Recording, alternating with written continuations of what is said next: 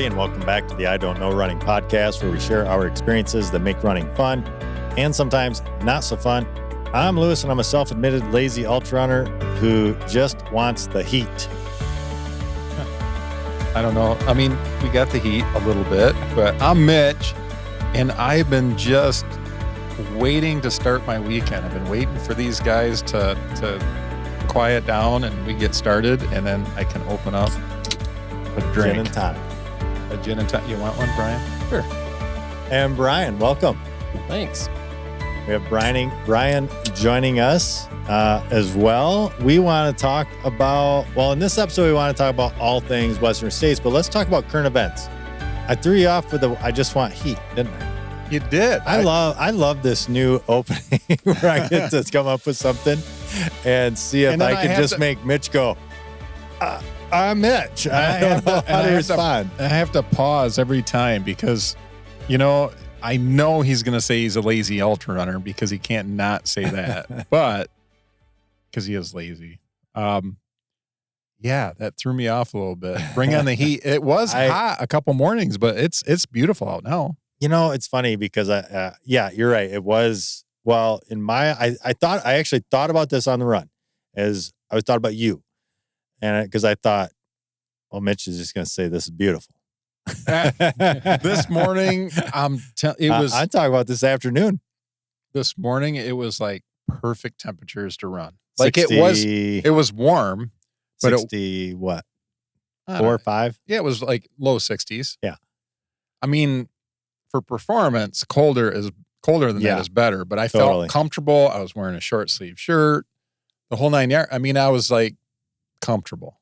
Like it was beautiful. Everybody bailed on me this morning. Oh, really? Bunch of slackers. Yeah. Talk about lazy. I was on my own. They were lazier than you. I know. I got my running.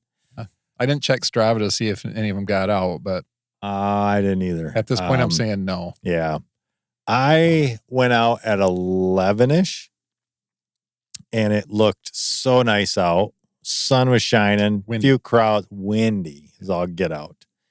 And it was 63, but 60, whatever, low 60s is that temperature when I see this time of year, I see sun and warm. I want to feel the heat. I do. No. I want to feel the heat of the sun. I want to be sweating. And I went out and I was just cold because I got just enough sweat to get on the shirt, which is a great cooling factor for running. I was cool. I stayed super cool. I went out on Sunday. I was lazy. I was a Lewis lazy. Okay. And I waited until the afternoon and it was nice. Like it was warm, but I felt like I was melting. Got back. Man. Everything's wet. I love that. I love that feeling. We'll just wait because when this actually goes live, when this podcast is recorded or uploaded, whatever, I'm going to be like 22 hours in California heat, and you're going to be in the middle of it too. I can't wait. I actually thought about that too. I thought, man, I want for the next 3 weeks to just be nothing but blazing hot training for Western States. I need to get acclimated. Yeah, we don't need that for Charlevoix coming up though. We want to. No, but I honestly wouldn't mind. Yeah. So, what's your preference, Brian? What do you like to run in? It's been too cold here. See? We're ready for summer. Well, you want to train for what it's going to feel like too. Though. Yeah, that's definitely part of it. But he wants heat too. I'm ready for it. We only get so many months of heat. I'm a fat guy. I can't handle it. Oh man, I want that melting feeling. I love it. You remember when we ran Upper Mac that one time and we both called it? We both called it though. we were dying. We ran all the way home though? We did. We got over 26 miles in, but we were talking about doing a 30 miler and it's like, okay. We did walk breaks. And that was so hot. And we were dying. That's when we got back and Nicole sent her laying on the sun. Was that time? It was I think I was riding a bike. I was injured and I was riding a bike with you. You did a long run and you about passed out. Yeah. It was like 90. amazing outside. And Nicole said her laying out in the sun was harder than my run that I just did. And she sold it that way too. She did. She stayed on it. She did. Well, I'm ready for the heat. I did get a nice run in. I went out today and I cleared some trails today, actually. Oh, okay. I went out on Upper Mac, and I knew they were like borderline going to be open. And they did end up opening I think in the time that I was out there, it opened. And I always get this little bit of, well, I'm going to go do some trail maintenance, helping and check the trails as well. And so I'll usually update. I usually send them a message. I sent them a message with some pictures. There's actually 2 areas that I couldn't remove the stuff by hand. It's large trees that had fallen. You took all the small stuff off the trail. Took everything that was inch and a half in diameter and larger and removed it from the trail. So it opened it all up nice and clean, except for, like I said, 2 spots that'll actually need like probably a chainsaw to remove a couple of things. But yeah. What are we talking about again? We're talking about Upper Mac. Look at this. He's trying to get us off our rabbit trail. I know. Somebody needs to. Hey, we can. We, as in Lewis, can edit any of this stuff. Yeah, I just hope you hit record. I do have a recording. Yeah. You know, a fun fact. I told him about Did you tell him? Yeah. Oh my goodness. Yeah, that's the first time that's happened. Yeah, that was. We've never done that because before. Ava had you frustrated or Must be flustered. I would say must be. I don't know what that was. Or just why it was. So, we were trying to coordinate everything and get everybody set up. Yeah, and do all that stuff. It's a little different when you have a 9, almost 10. 9, going to be 10. You have a 9-year-old, your granddaughter in here trying to get things set up to record. That was a good time. So what's our subject again, Brian? What are we talking about? Western states. And how hard it is to get into it. How hard it is to get into it. How hard it is to get to the starting line. Right. Because really what it comes back to is what I've told a lot of other people about any races in general when they say like, oh, I can't run a 5K or I can't run a marathon or anything. Well, I've always just said the hardest part is just getting to the starting line. Like once you get to the starting line, you've already done the hard work. You've already paid your registration. You've already got your logistics figured out. Like with all the traveling marathons you're doing right now, is the race really the hard part? No, the biggest pain, because I'm looking at one right now in Vermont that's in July, and I'm like looking at flights, and I'm like, oh my gosh, it seems overwhelming right now. Yeah, the hardest part is getting to the starting line. That's why you get a partner, and you're like, between the two of you, you try to figure it out. Yeah. Want to go to Vermont? Well, I was going to ask when it was. July 7, I think. Maybe. Maybe. Flights didn't look great, so I was trying to toy around with that. Is that a Saturday? It's a Sunday. Might be tougher. Well, even Saturday's tough. I'm not interested. Oh, wait. No, that doesn't work. No, because you're not going to be back yet. Yeah, we'll be back. But why is he getting out money? Because he still owes me from we run this beach or whatever that thing was called. Yeah, that one. Was that for back in February? The burgers to pay off the burgers. No, those were free. It's for favors. Oh. No, I did I did the hotel and car. Gotcha. So yeah, and then we just emailed back and forth a couple times, and I've seen you a couple times since then, but I didn't have it with me. But like, forgot. Now we're even. Well, that's perfect. I like money. Hey, me too. You can just leave it here. Hey, you know what? I can go to Vermont now. We can go to Rainbow Grill tonight, or Arrows. I guess Arrows. We can't tell. I can't tell. I need this for a race. Oh, it's for a race. All right, Vermont. It looks like. She's gonna listen to this and be like, "Come on, now." Well, this will be. Oh, it'll be the weekend before. So anyway. That's how he got the money for that plane ticket. Yeah. So anyway, let's talk Western states and how hard it is to get into. Number one, it is, yes, hard to get into, especially today. Right. We always compare it to Boston. It is way different than Boston. I wanted to throw that out there. Yeah, it's a whole other set of rules and stuff to get into it. And you're probably going to lose a couple listeners right off the start just because like people are a little snobbish about Boston or whatever and Western states and whatever other races is their thing. And that people are snobbish about Western states. Yeah. Hard Rock is way better. Yeah. You get those camps. I can't. Well, so we all love Western States. I think it's amazing. And I am annoyed at Hard Rock. Yeah. I just think I don't know. Maybe I don't understand the system, but it is, to me, they have said they reserve the right to pick and choose who they want, essentially. Yeah. And to me, that's dumb. Yeah. That does not open it up to everybody. And so anyway, I guess whatever you're they can. And here's the thing. And that's your experience. And right? so be it. Like, they can do that. Yeah. I am not going to go to them and say, you shouldn't do that. No, do what you want. Like, I don't care about that. But you don't. I don't have to like the race. And you don't have to participate. And I don't have to participate. Yeah. In Western States, they do a pretty transparent job of laying out the rules. And they do. And they follow them. And and to the point of laying out the rules, they say, we have so many golden tickets. We give so many, what's the other? Well, not charity, but the automatics, like if the magazine, how'd Ashley get in? Yeah, the ultra running magazine thing. Yeah, and so those two kinds of things. And aid station workers, they get each area that gets an entry every year. Right. Well, to back up a little bit, because they limit it to about 369 starters every year.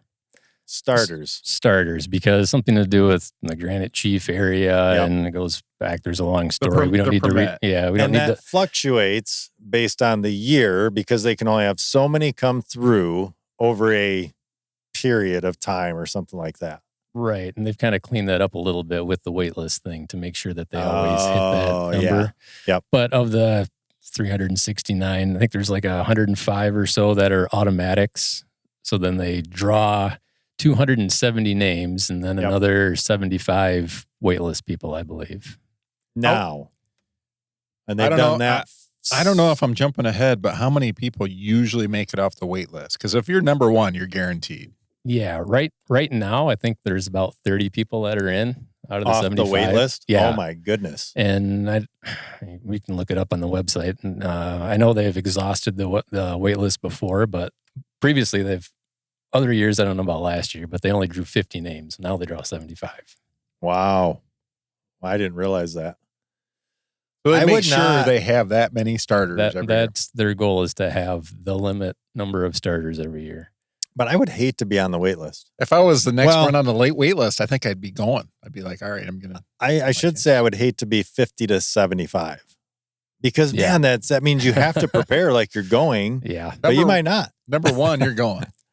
Yeah. Number 1 through 20, you're probably pretty solid. May as well make your plans. Yeah. Or like, geez, could you imagine? Talk about, and we'll get into this, but like what Brian has went through over the last 3 or 4 months, setting things up. If you're number 50 to 75, you're going solo, baby.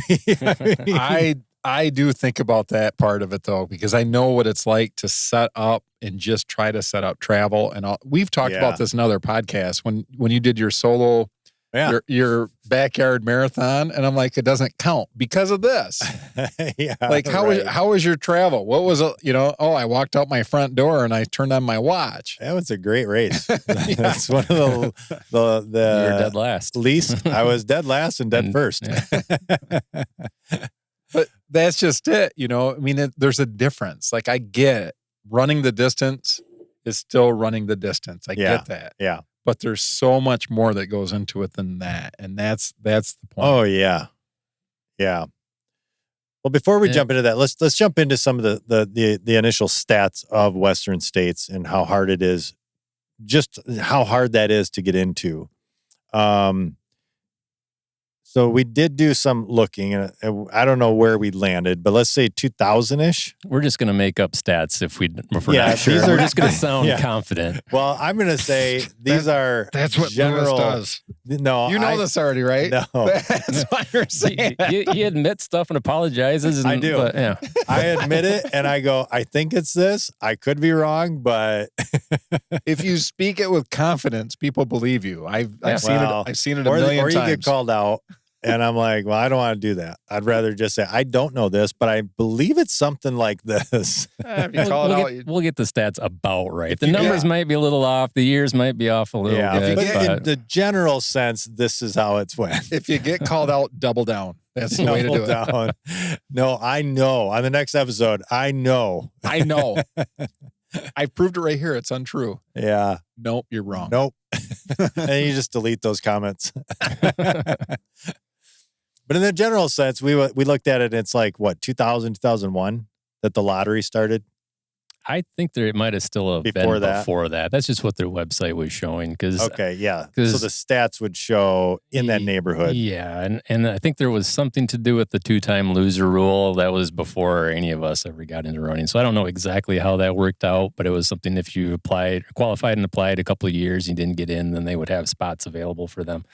But there's thousands of people that try to get in now, and the math doesn't work. So that went away a long time ago. Yeah. That went away. How many stats wise, how many thousands of people put in their name for that? For this last one, it was a little over 9,000 people. Oh my gosh. 9,000 people. 9,000 people that have run 100-miler that want to run Western States.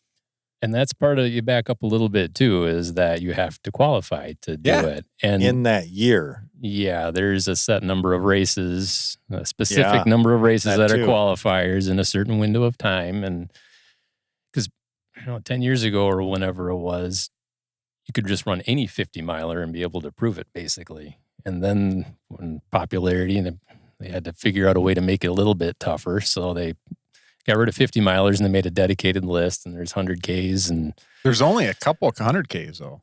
There's only a few. Handful, something like that. Few. I remember my first 50. You were running your first 100, I think. Yeah. I qualified for Western States. It was a qualifier? Yeah. Okay, yeah. Hallucination, what is the 50-miler at Woodstock? Well, Hallucination's the 100, but whatever. Woodstock 50-miler. Woodstock 50 was a qualifier 50-miler. And that ship has sailed. Yeah. I think it was shortly thereafter. Because somebody had asked, are you putting in for Western? Because that's what Dean Karnazes did, is he did a 50-miler, and he'd never run 100-milers when he ran. Well, and I see some videos. Well, even still, I catch videos, and they're like, oh, yeah, I wanted this to be my first 100. I'm like, well, that seems weird. That's part of why they didn't make 100-mile the qualifying thing. They wanted it so that somebody could still have that be their first 100-mile. Yeah. That is I don't know. Well, I think about the Barkley Marathons, where he always picks that one guy that has no business being there. You know, it's kind of like you run a 50-miler and then show up, you're good to go. Not really. Not really. Yeah. So it has been a steady progression as the ultra race scene has grown in popularity over our running time, because like I said, back my first 50 was a qualifier, and that is long gone now. We're not far into this already, and I'm already thinking like, I need to do another ultra. Oh man, this is stupid. Just sign up. Stupid. That's the hardest part. Just pick one and sign up. It's sign up, but my body's got to cooperate. I am so missing Mohican. Mohican was this last weekend, and I saw some of the finishes, and I'm like, man, I just love that race. I don't know why it is. I just love that race. But I am going to do a 50-miler. You want to do a 50-miler at the end of the year? Woodstock or Indiana? I'd love to do Indiana. We should all go do Indiana. Well, Woodstock, I don't know. I can't get a camp spot for Woodstock. I said Indiana. Let's go do Indiana. No, I know. That's fun. That's a possibility. Do Indiana? I have no idea. I only have one race on my calendar right now, and then after that, I don't know what's going on. I know, because I asked him about going to South Dakota with me, and I still have to, Yeah, I mean, I do want to, because here's my goal. I want to get through Western, and then and that's what he said too. And I know, and mine's way less pressure, but I want to get over that. Then I want to plan something. But here's the other thing I want to plan, and that's my knee. I want to plan that for the end of the year, so that whatever it is, and maybe it's something minor, it's not going to put me back. You could see Terrence now, though. Well, I'm going to start that. I'm going to start that process now, so that if it's a surgery, I want to get that scheduled for the end of the year-ish, so that I'm not running in the winter rather than not running this summer. So those are my two things, but I do want to do an ultra after Western sometime. So back to with a good knee. Probably with my knee right now. With a manageable knee. And then next year I'll be hopefully back to 100%. So yeah, it is crazy hard, and it has been hard for years to get into Western states. So that's one level. That's one layer of how it's very difficult. We have had several times where we have, hey, let's watch the lottery because it's an event. Like having your name drawn first Saturday in December and it's a let's get together. You can either bring something to eat, pass, or whatever. Or typically we go to Brian's house. I think we went there late after the Tammy and I showed up late. I think you guys were busy. You guys were busy, but it's on a Sunday, Saturday morning. That's Saturday morning, but I don't know what you had going on. Other years we've had a lot more people over just because there were more local people that had their name in. This year there just wasn't that many people. I don't remember. You had something going on, and we had something going on in the morning, and we just showed up late. Yeah. Well, I think. And we showed up after everything was done just to hang out and play with Nicholas. But anyway, that is one of the pieces of Western states is the actual lottery process. And as Brian mentioned, there were 9,000 people submitting not just one ticket, either one, and in multiples of doubling up to 128. Were there any with 264 this year? Yeah, there were some that had more. Yeah, so that was 1 year more. 9,000 people, but that's times 240, 256, a million. Like that's a lot. 58. The total number of tickets was like 53,000. Oh my gosh, 53,000 tickets down to 270. Now, remember the way they used to do it. I don't know how many, or I guess 2015 is when they started doubling it. But for several years before that, if you'd apply consecutive years, you'd get your one extra ticket. And that's the great thing with Western states, how transparent they are, is they have the lottery live stream from an auditorium at a high school in California. And back at that point, back when they did, they didn't have as many tickets. They actually had all the names in an Excel file and hit print and then use scissors and cut them all up and put them in the bin. And then, they have their big ceremony thing where I'm so glad they don't do that now. How'd you like that job? No. I think they started cutting them a couple of days ahead of time. But the live stream is really transparent. Whoever person involved in the race goes up and pulls out 20 names, and then the next person, then on the website, they're entering them in as it's going. But now there's just too many names to actually do the paper thing. So now it's electronic. So they just go up to an iPad and hit a button, and the name shows. That? They don't do the big roller. Last time I watched was it's been a couple years since that. Wow. But yeah. So Tony goes to it every year. He loves that race. So you're gonna have to see Tony on Rucky Chucky this year and make sure you say something. Get a picture with him. Yeah. We did when the year that I ran it, we got a picture with him. Jason and I did. Yeah. Yep. The year Brian ran it, when he had more of a recognizable beard. I did. Yeah. I did. Yeah. And the year Brian ran it, you had just met Tony. I say just met. You knew him, but I went into that with Brian, and I go, anybody know where Tony is? I'm looking for Tony and Endorphin Dude. And I think I was asking at the wrong aid station or something. Well, that fits in. Yeah. I was wrong again. So there is that layer, the component of actually getting your name drawn. It is such I don't know the stat but it always just make it up and go the with stat. 28%, 28% with confidence. 28% of the people with one ticket get drawn every year. I don't know what the percentage is, but it's a lot less than that. But what I'm amazed it sounds good. But what I'm amazed about is how many of those single digit ones I do see. I think that's just, you can get in with one ticket. People do every year. I would have crapped my pants if I would have got in one ticket, because I only did it once. Yeah. And so let's jump into that a little bit. because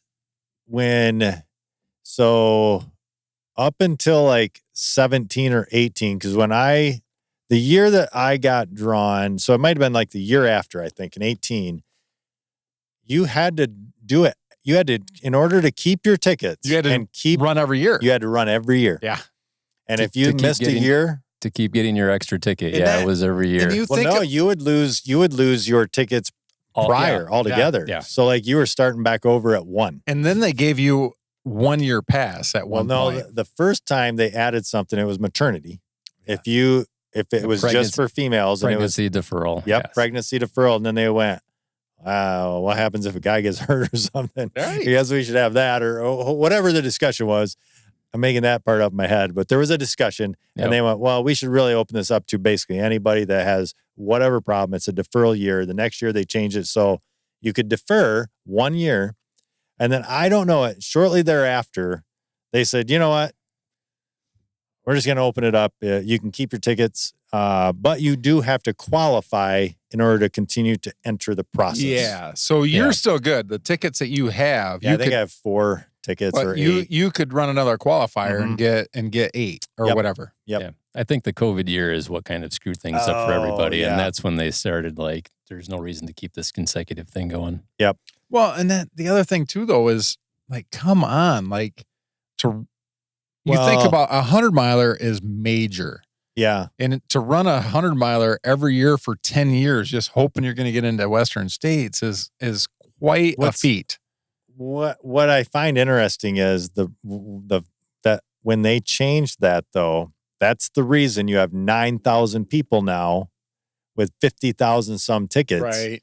If they would have kept it consecutive, there probably only would have been 4,000 and 20,000 tickets. True, but at the end of the day, and I'm not saying that's right. I'm just saying that did cause a huge So it just jump. turns into like, it's just a lottery. I mean, at the end of the day. Yeah. And all of these people have done huge things. Yeah. Really. Yeah. And if somebody took like 10 years off or I don't know how long. 10, but yeah. This might be the thing that gets me spurred back to going. But I'm telling you, man, the 100-miler is it is a beast. Yeah. It is a beast. Yeah. It's not. Yeah. Even if it's a flat one. Even if it's Tunnel Hill. Yeah. Even if it's faster. Even if it's a super fast one that's easy. even if I have the PR amongst this group. I have got to train and just get that knocked out of the way. That is the only claim to fame. You both are way better runners than I am. You have the fastest 100-miler by like 10 minutes. I don't know, 1927. Yeah, I have 19 something. But you both are way better runners than I am. But my 100-miler says differently. But to be fair, you had an awesome year that year. Did. You put in work. You had put in work for years for the 100-miler specifically, and you were running amazing. You were running. You were mentally fit to be able to do what you were doing. So to be fair, you had a really good. I had year. a good so kudos. training cycle all the way up to it. Yeah, I say that to say kudos. Nice job, because we do joke about Tunnel Hill, but I think regardless, wherever you would have been, you would have had a solid run in either way. But anyway, Western States. We might say that a few more times. So we've covered the numbers side of thing, and the fact that you have to do 100, which is a beast to get into. And Brian briefly touched on this, but it is, you can't just go, I'm going to run my local 100-miler. Right. There's I don't know. I'd have to look at what I do know. It's one. Make it up. Make it up. Be confident. No, I don't know. It's 50, 60, 70 races. Different events? Yeah. Something like that. Probably a little bit more than that, but it's global too, because I'm not going to go to China to run a race. And it's very specific. You have to enter, like you have to apply to be a qualifier. Oh, so for the race. For the race, yeah. So it's very specific, because some people lose their qualification. Yeah. And what I do like about Western States, and they do say this, is they want, and the reason it's worldwide, and the reason, or part of the reason it's worldwide, and where those races are, they want to make sure that anybody in the world, mostly, I mean, within reason, has a chance to go to a 100 miler and qualify for Western States. Because so that's why people, it's where they're at. I just remember when we were in the airport when you ran it, and we met all kinds of people from all over the place that were running the race. Yeah. It was crazy. Yeah. I mean, you go through the entrance list right now, and there's 10 people from China and Japan, and then there's some from Australia, and then in Europe. And speaking of Australia, we'll have to cover this on another episode. I just saw the Barclay of Australia. There's a race in Australia that's nope. No, not do. Cover, talk about. Hold on to that one. Yeah, talk about. I just saw this. More to come. So we've covered that. You have select races. They're all 100K or longer now. I'm pretty sure of that one. Yeah, it's at least 100K. I don't think there's anything under 100K. There's only anymore. a couple 100Ks. The one I think of is really Black Canyon is one big one. And that one surprises me, but it's not necessarily easy. Black Canyon. No. But the one that you did too, in Oregon? Yeah, I did Gorge Waterfalls. Yeah, and that was another one. Is that even around anymore? Well, I did it the year before the fire. Yeah. And they have had it back for a year or two now. I don't know that it's on the qualifying list, but yeah, I did that one. The one in Georgia. Well, that one canceled. What is? I think it's back. Is it back now? I think so. That was the not Cruel Jewel, not the Death Race. Georgia Death Race. Yeah, that one got canceled for a while, so I don't know if it's back. Yeah, it was rum bum. Anyway, I think that one might be back, but regardless, you have to have specific races to get into Western States. So that's the kind of the entry. I think all the ones on the table here are all qualifiers. Yeah, I think so. Because they're all, because it would be Javelina is the only one kind of outside the Midwest, other than Western. Western is a qualifier. Yeah, that was my qualifier for the second time around. It was? Yeah. Well, I mean, to back up a little bit, I'll back up even more. My first 5K was in 2008. First marathon was in 2009. 2012, 13, and 14 is when I ran Hallucination 100. And then I got into 2015 Western States. Oh, so Western States was not your qualifier. Hallucination. No, Hallucination was. Yep. That was my experience getting into the first of the progression of them. But then after I finished Western States, I didn't have to run a qualifier the next year because that was already. Right. Yeah. Or that was the qualifier for that year, I should say. Yes. Gotcha. So let's talk about what happens. Brian, you got your name drawn. What is your thought process from that moment on? Like, what are the, oh boy, now I need to start this checklist. Besides hearing the cash register. And I need to get on the treadmill. I need to stop eating French fries. I need to, Have you stopped eating French fries though? I cut back.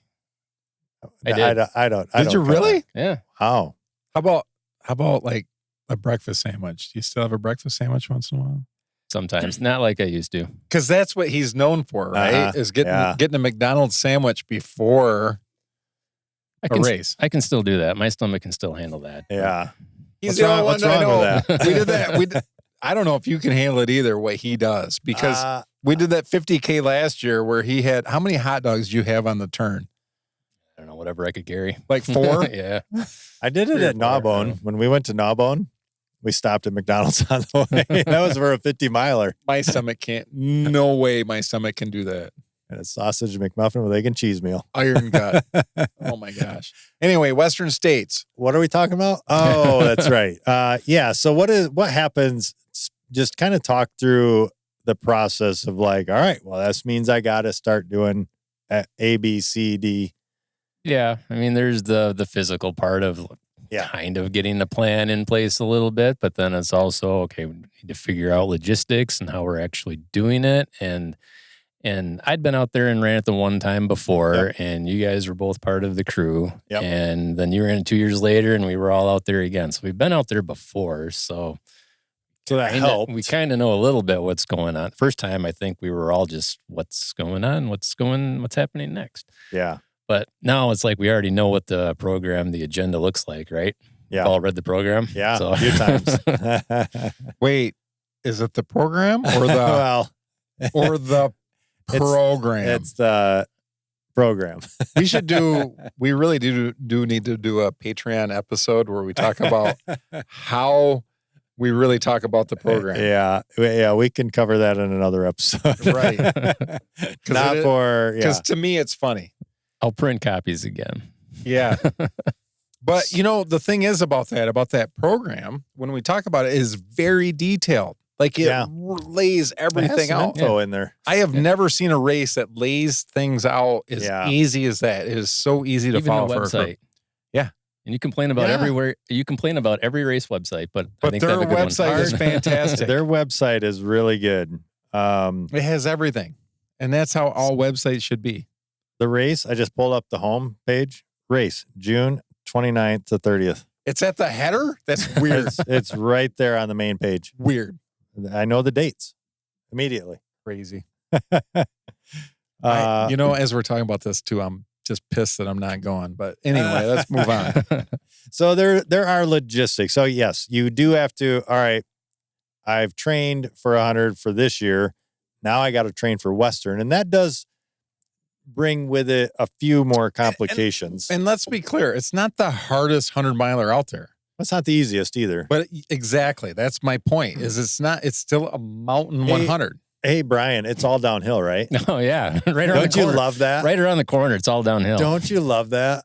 Liars. All Oh of my them. goodness! The first time Brian ran it, he said, and this is for the Patreon as well. He says the next person that tells me it's all downhill from here, I'm gonna punch him. And it's kind of those kind of words, but this was at mile, I don't know what. Let's go back a little bit. So what's the first aid station that we saw him at? Forest Hill. Robinson Flat. Robinson Flat. So he comes in there and he can't even talk. Yeah, that was it was a dusty year. Dusty. So he come in and it's all burnt out, and I'm like, oh my gosh, this is not going to be good. I was scared. Yeah. He comes in there and it's like, oh, let's sit him down, let's get him going. But I'm just thinking about that. So one of the things I wanna show, and we'll insert it here for those that are watching on YouTube. I love the graphic of Western States downhill and Boston downhill. That is one of Brian, I think you did it, or I've seen you shared it or something, or I don't know who made it, but that graphic is awesome. to look at that graphic. I think it's in Dean Karnassus' book. Is it? Yeah. I think that's where we'll insert a graphic like that. So you reach out to Brian to make sure you find the right one. Yeah, we'll get the right one and we'll put it on there. But it is funny because it is a net downhill. It's downhill by 4,000 feet, right? Yeah. Net downhill, 4,000 feet, but it's in the mountains. Yeah, there's 28,000 feet of you're going to go up, right? Is it 28, 24? I don't think it's that much. I think it's like 17 something up and 22 maybe down. You're right. Maybe it's only 18. Well, it's funny because it's less than Mohican. I think Mohican is more. Or no, right? Maybe it's right around the same. It's got to be close to it. Sound confident. I have a lot of really good, very accurate facts. Anyway, yeah, it is a net downhill but you climb 18,000 feet in that process. So, right. And 2,500 of it is in the first 4 miles. Yeah, there's that too. Which you start out at an elevation of 6,200, 6,000 feet. You go up to almost 9. And if anybody has run elevation, 6,000 feet is not a joke. Let's just be honest. But it's the start. It's the start. But I'm thinking, like, if you've run a race in elevation, like 3,000 feet, I don't think you start feeling it at 6,000. Yeah, is what my understanding is. My really feeling, just based on my experience. Yeah. 6,000 feet is when you start to notice. Yeah, you can. Some people that 6,000 is that area. I read this somewhere. It affects some more than others. Right. But and if you jump I get up, affected more than most. Yeah, but then you jump up to like, let's say 8 to 10, everybody feels it. Because we were like everybody feels it. Brian and I were doing fun runs when he ran it the last time, and I'm like, oh my! He's like, I think he's calling me a sissy at some point, but I'm like, you're like, suck it up, man. I'm like, oh my gosh, this is not easy. We're running flat stuff around Tahoe, and I'm like, yeah. And the elevation in Michigan here is like what, 650 or something? 600, so, not 6,000. Yeah, it's way off. You can't replicate that around here. No. And around here, the longest hill you're going to get is like a ski hill, which is a small ski hill. Where like the mountain races, from hiking too, like those mountains, those hills don't stop. They go for miles. Yeah, I'm trying to think. I wish I knew. I wish I knew the elevation of Cannonsburg Ski Hill. Is it 100 feet? It's got to be more than that. Maybe. Right? I think it's only 100. It can't be more. It's got to be more than that because I did go out there and run it twice in the last month or so. I want to say it's like 230. 230. With a vest? No, I didn't use a vest. He's got one. I had one. It did help. Or it did do, it did work out my legs. And I do think it helped. So there's got to get fit piece. You have to train a little bit differently. It is a lot of uphill. A lot of it is, or I say a lot of it, there's a lot of elevation at 6,000 and then you go down from there. And to talk about the race just a little bit, that's really not necessarily, I mean, we can get into that some, but the race, so Brian's year, hot and dusty. Yeah. My year, snow and hot. So like when I got into the canyons area section, it was so hot, like 100 plus in the canyons. And I think about that too, as you're coming out of like, oh my gosh, as you're coming out of areas. I sat at the top of Devil's Thumb for, I don't even know, because like 30 minutes. Because I got to the top of that climb. That's the one climb. Anybody listening to this, if you get a chance to go out there, just do that climb. Stupid. Because I went and got you a couple times. And I just remember going through an aid station, you couldn't eat anything. Like like, I can't. Michigan Bluff, you came and got me. And I said, go give me some Sierra Nevadas because I couldn't think of anything. I had to have something. That was a good idea. And I took like one sip and then Brian finished the rest. not to let it to go to waste. Can't waste this. I think we got video of that. Yeah. So there is the race difficulties itself, which we can get into that more in the next episode that we talk about this, a recap. But there's the logistics of, like we've said, like what Brian said, is getting to the starting line. And so we've talked about a little bit of the front end stuff, training, but then there's the, like you got to have, you don't have to, but it's helpful to have a crew. Yeah. Got to have a place to stay. Yeah. Yep. And that can range drastically. And it's gone up. We talked about this earlier. It's gone up in price quite a bit. Yeah. And this race, it's not like just a marathon. This isn't something where you can go somewhere and think you're going to stay somewhere the night before and the night after. True. Because it's a little bit of the last few days of the week. I mean, Thursday and Friday, they have their race meetings, pre-race events and stuff. So you're pretty much taking a week of vacation. Yeah. And it is a point to point. So that too. That adds to the logistics. So you have to still get back. Yeah. But you do, so there is I'm going to take a crew. Well, that ranges vastly too, because some people, and I can't believe people do this, they take their crew. And unless you're a doctor or something and you have a lot of money, I don't know how people do that. And from a crew, and I have been a crew, and from my standpoint, I just don't think that that's necessary. I get so much from going. I'm glad to you cover the housing. I think that is a great, that's a luxury deal. Yeah. I just think that's a great deal. But But like I get so much like I'm happy to pay for my ticket, help out with food and like car and like all that type of stuff because I get a lot out of the deal. So but you do have to take a cruise. So what do you got to do?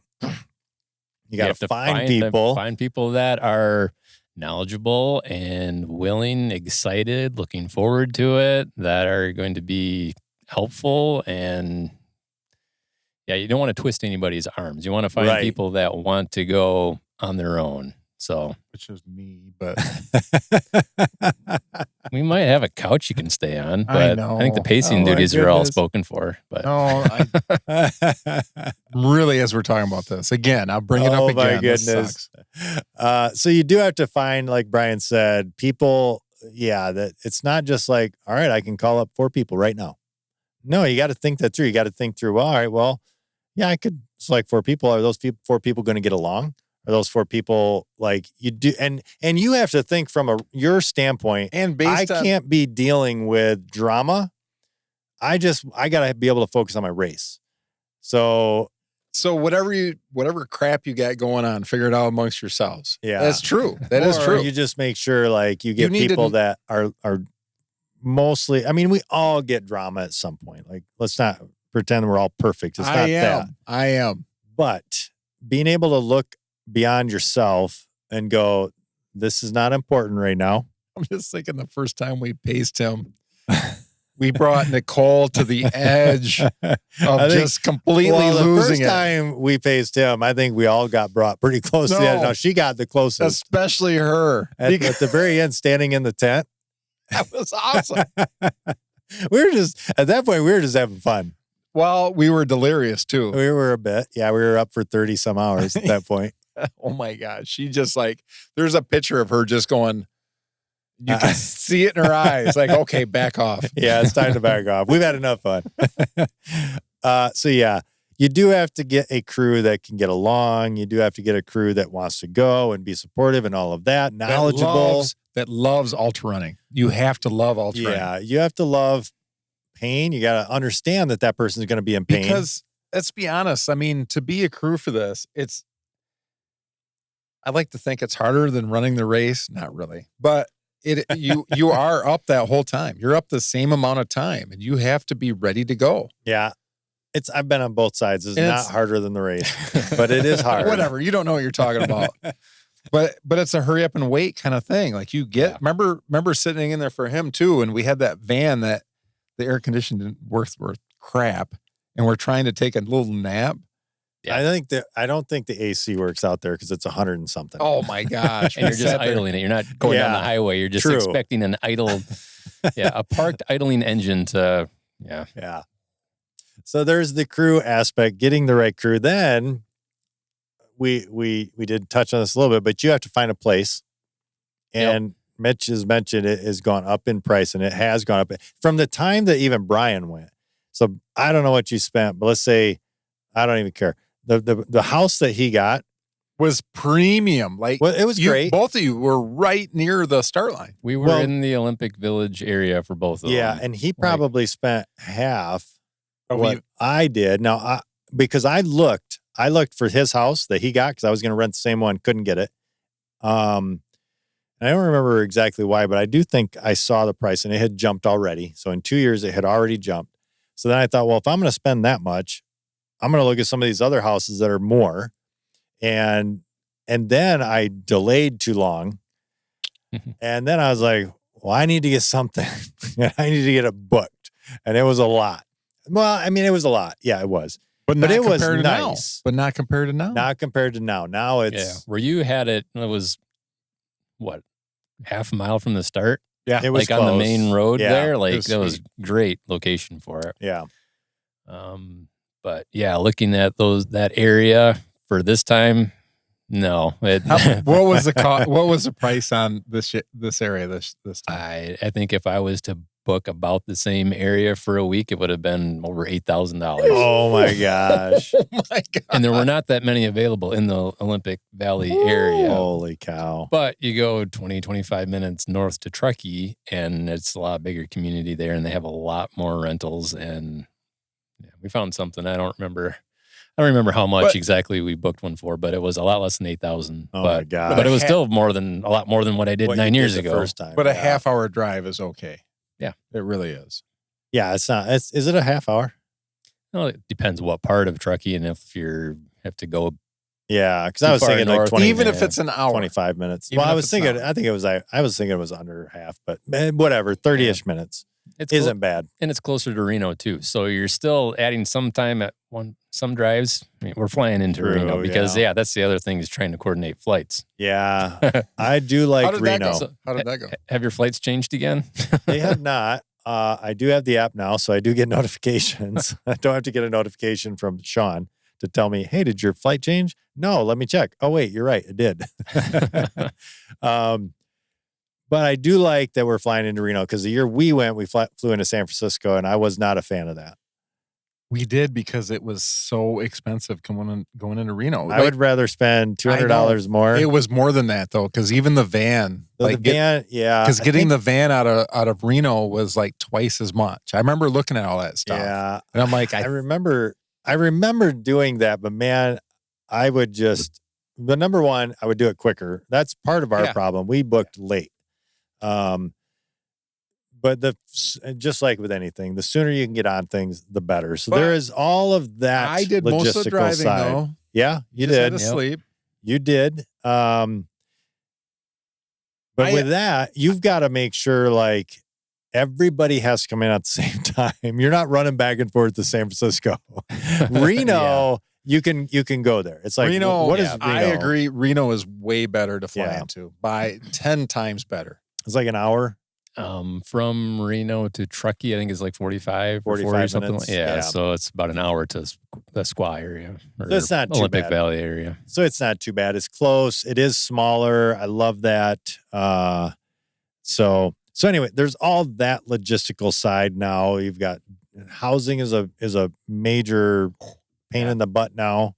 And there's not really hotels around. It's really not even an option. It's renting a house in that area, which is fine, and it's better that I think than trying to do. So. Yeah, because we're not all one family. There's how many people are going, and they're not actually related. Like they all get their own bedroom. Yeah, it works out. Yep. So there's those logistical pieces. So this is and part of this is I would say that this is like a normal Western States thing, but honestly, this is pretty typical for a 100-miler. Any 100-miler you do is going to have, now I say that it's a little bit different because of the housing thing and because of some of the things that they do ahead of time.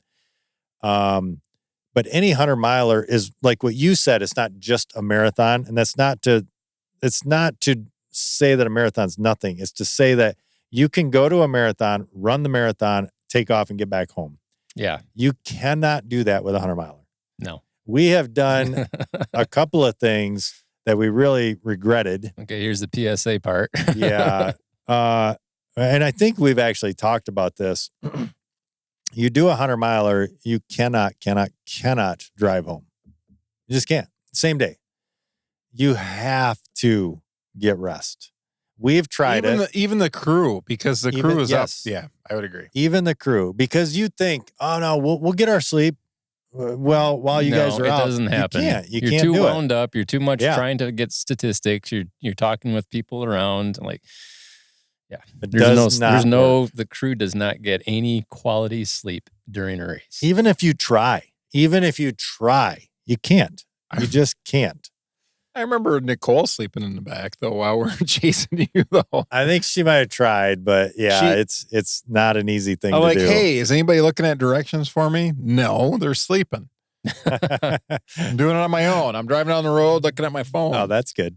That's even better. In the mountain roads, it was completely safe. Yeah, they're straight. Safe. They're straight. You can't miss. So yeah, there's that side of things. So any 100-miler is more of an effort, front end, back end, and obviously during. But with Western, it's even compounded with things because it is a big event. They have more things up front. I talked about it on the solo podcast that I did. The fact that they have crew specific meetings that they go over every detail of like crew. This is what you need to look for. This is where you can go. This is where you can't go. Let's just be clear. There's nobody that does a better job of preparing you than Western States. Not I don't that think I'm aware of. I have never seen like just the way they walk through stuff. They have meetings. They have nobody does that. No. Not that I've experienced. Yeah, because they have a crew meeting. Crew meeting. It's like 30, 45 minutes long. Yeah. Then they have the race meeting. I have pictures of you sleeping in that though. Oh, you do not. I do. I was not asleep. You and Nicole both. No, we weren't sleeping. I'm sure of it. I think I know the picture, but maybe you're resting your eyes. No, I'm pretty sure I was praying, probably. And then they have the race meeting, which is for primarily everybody, but it's really just to talk over the race with everybody, show the elites. It's such a blast, though, because they bring in the elites, they bring in all the people, but it's in that space. It's never got like AC. It's hotter. Blazes in there. They've moved it back outside the last couple of years. Oh, that's right. It used to be outside. But it's been, as far as I know, it's been outside again. But that is so cool. They call them up front. It is pretty cool. I mean, it is neat. They do a lot. And then they have the race for the crew. If you care about that stuff, if you follow any runners, it's so cool. You know, Walmsley's coming back? He is coming back. I heard, yeah. He's going to be there. Maybe you can beat him like I did. Yeah. I beat him. That's right, because he dropped. He dropped. You're a badass. I beat him. You're such a badass. Projectile puking at. Yeah. Well, hey, he didn't handle himself right. Good one. My claim to fame.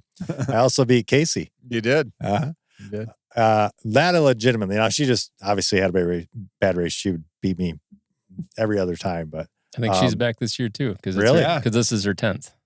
Oh, really? Her 10th Western? Yeah. Wow. Casey Lichtig? That's it. Yeah. Wow. That's cool. That's crazy.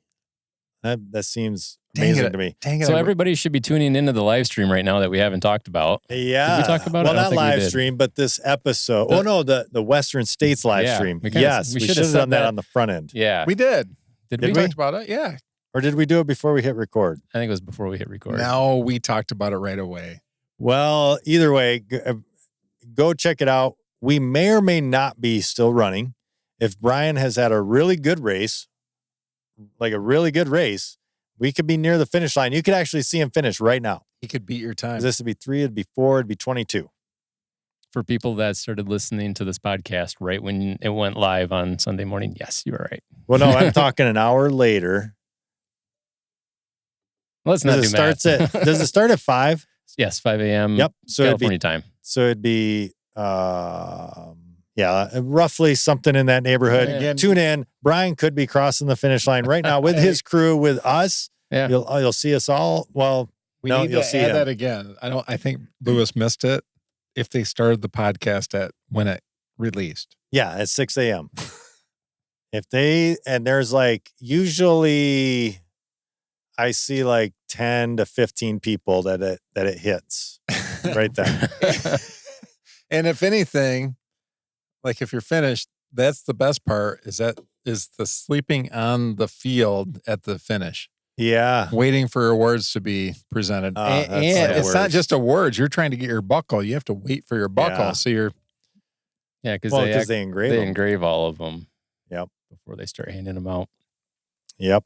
So go to the live stream for Western States. Check that out. That's today. That's when this is out. And no matter what, there's somebody still running because for another 6 hours, 5 hours or whatever. I think there's somebody that's attempting to be the oldest person to cross the finish line. Oh, this year? Yeah. But there's always the year that I think it was the year that you did it. Mm-hmm. That lady that Gunhild. Oh yeah, that was amazing. Yep. Yeah, it is. It's a special event. It has crazy logistics tied to it to just get to the starting line that we just talked about. And then there's the race itself, which we will cover in another episode. It is it's an amazing event. I haven't run it, but I love it. like this is a great I do race. too. Yeah, I love being there. I'm sad to miss it. Yeah. Just you can't do everything is really what it comes down to. Yeah, 100%. From the first year when I went out there with Brian in 15, it has set a place in me that it's electric. Like nothing else. Right when you roll in there and you see like the Olympic stuff, like, this place has history. Yeah. And you do the tram up to the high camp stuff, and then you get to go up to the high point, and like, it's a cool place. It really is. And then running on the trail and looking for bears. That's that's amazing. Fun. That's so much fun. Yeah. It's nice when those animals' eyes are staring back at you in the dark. Yeah. That's the year I ran it. Then it comes down to the slowest person. Yeah. Right? That's right. I felt safe. I would have felt bad for Nicole that year, I think. I left my wife behind. Sorry. Well, no, that wasn't the year. It was the year that you ran. No, the bear? It wasn't? That was the year Brian ran. When we saw the bear near the house? Yeah. Yeah, that was the year I went. Oh, the first okay. year. 15. So she wasn't there. Mm-hmm. So sorry, Nicole. I know. I think Nicole was odd man out. I kicked her in the leg.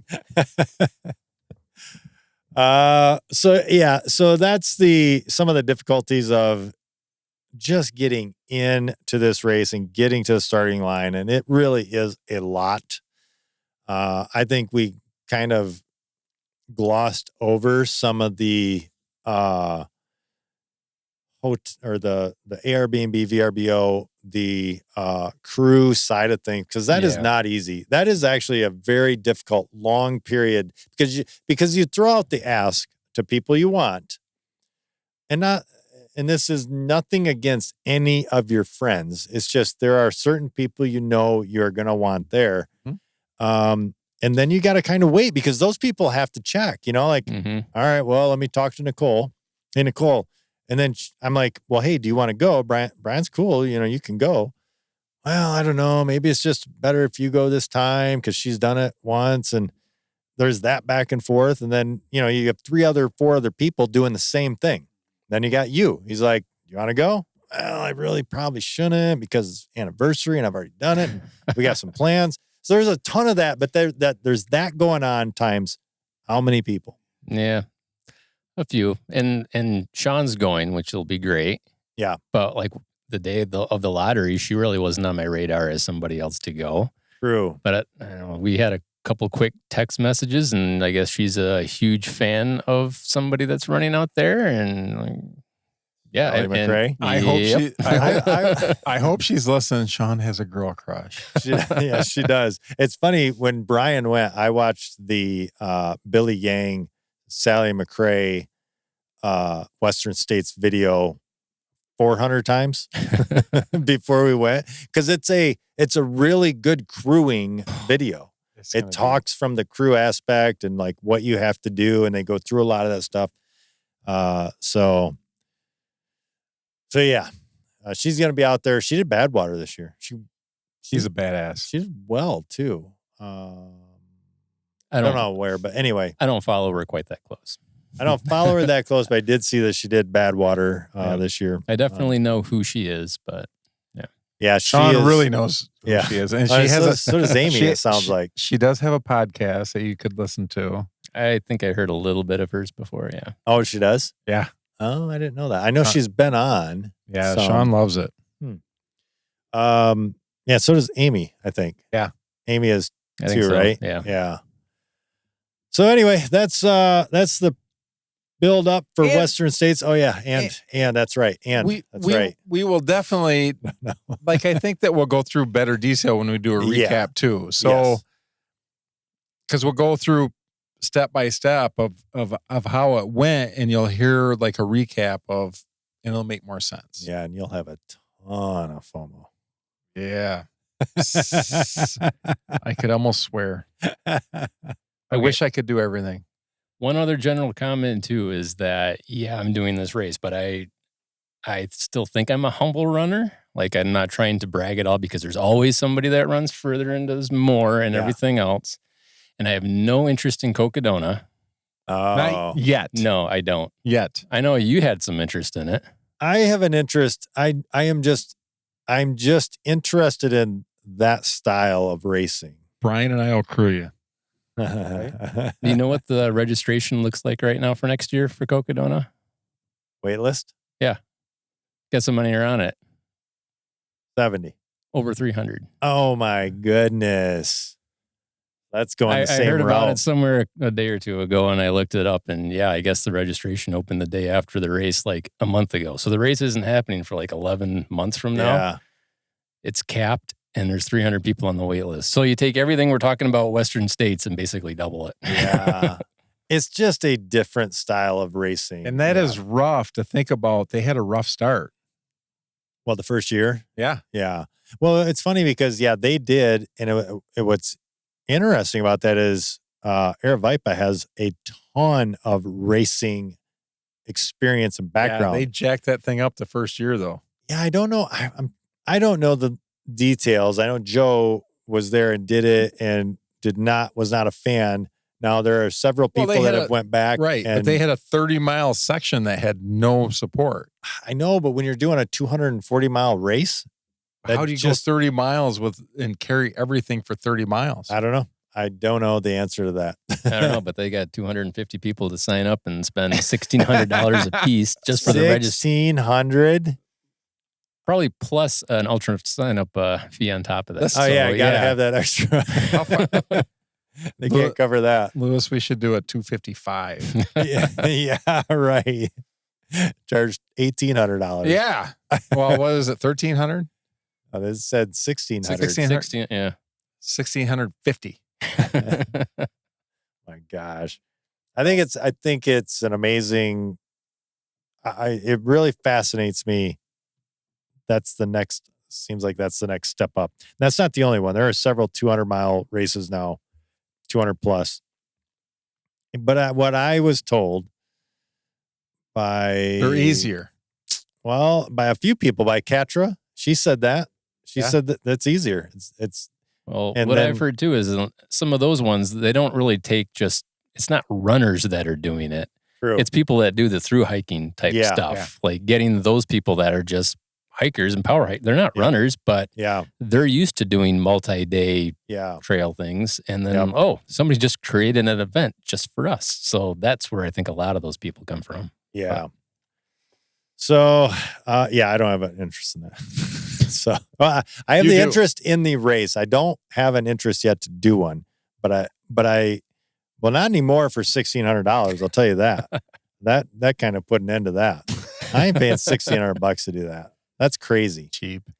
100. Well, what is Western? 250, 270? Yeah, but it's more registration fee. Yeah. No, it was like 400, 450, I think, plus the. Yeah, but that's a small cost compared to everything else. Yeah, I mean, what's a normal? I say normal. What's a hallucination now? 300? Is it that much? I don't think it's quite that much. I don't think it's is it in the twos? Probably in the twos. In the twos? I don't know. But I mean, with Western, man, it is a different animal. It is just a different experience. That's the small cost. So it is. Yeah. I would pay an extra $200 for that race. Easy. Yeah. Having done it, having crewed it, and having done other races, and Brian's done tons of other 100-milers, and he's easily saying, yep, I would do it. I'd pay the extra $200. Where are you at now? For what? For hundreds? Overall marathon and longer? Yeah. 264 or 265. I think I've done 264, and Western will be 265. Okay. Couple of them. Few. It'll be Ultra number 103. Ultra number 103. How many hundreds? I don't know the exact number. It's 22, 23, something like that. Yeah, I don't know. You passed Ashley now, though, right? I think so, yeah. I just want to rub that into her. She's listening. Yeah, she still has a faster time than you at Tunnel Hill. So. Oh, yeah. She has a faster time on all of us. I'm not worried about her. Well, that is Western States. Go check it out. We may or may not have finished with Brian by now. Hopefully we have. If we haven't, start praying. We have about 5 hours ish right now, something like that. Don't hold me to that. So look up. I believe it's Mountain Outpost does the live stream. They are. Yeah. Oh yeah.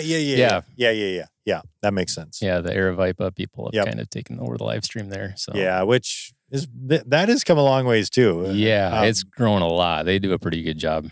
Yeah, I can't imagine trying to fill like 32 hours of content, but no, I would love to be a part of it though. Because I love. I mean, obviously we like talking about this stuff. It is a lot of fun, and I have tons of rock solid facts to share. So, if anybody's been listening as a regular and they hear that comment, I just hope you get the same music or amusement that I get. Yeah, that's great. But anyway, that's Western States. Look forward to it. I'm really looking forward to it. Go check it out. Go check out the results page. Check out the live stream even if we have finished, like, you should just check out the live stream. It's really fun experience. We will, hopefully I'll post this. Well, I'll post something prior just to kind of make sure everybody knows what's going on. But go check out the live stream. It is a lot of fun. Yeah. Especially the last hour finishers. Yeah. Oh, the golden hour. Yeah. Golden hour is amazing. Yes. That's when half the people that finish in the last hour. Almost. Yeah. And it is such a celebration when people finish. Because and then when you finish in the last 10 minutes of the last hour, or the last 30 seconds. Yeah, that is amazing. I know that wasn't me. I should have slowed down a little bit. I should have slowed down a little bit more for just a little bit more dramatic effect, right? But you had too many people screaming at you. Let's go. But yeah, go check it out. We'll leave some links and all of that good stuff. Check us out on YouTube. Check us out on Facebook. Check us out on all your listening platforms. Go to Patreon, subscribe, do all of that. Join the team. Send race entries, all that good stuff. Send race entries. Do all of that. That's going to wrap up this week's episode of the I Don't Know Running podcast. Be sure to tune in next time as we share more about what we just don't know. Until then, happy running.